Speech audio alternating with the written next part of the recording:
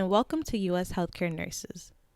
In this video, we're going to provide you with a basic walkthrough of how the US Healthcare Nurses App works. So the first thing that you need to do is go to the Apple Store or the Google Play Store and download the US Healthcare Nurses App.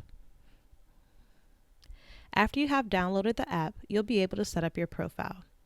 Here you will see an avatar where you can upload your picture or an avatar picture for yourself. That can be done by clicking on the pencil and going to your phone and uploading the picture that you want to use to represent yourself or your avatar. The next step is to click on Personal Information.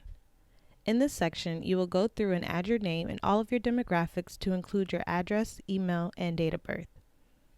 Some of these fields are required and some of these fields are not, but the app will let you know which fields must be completed before you can move forward.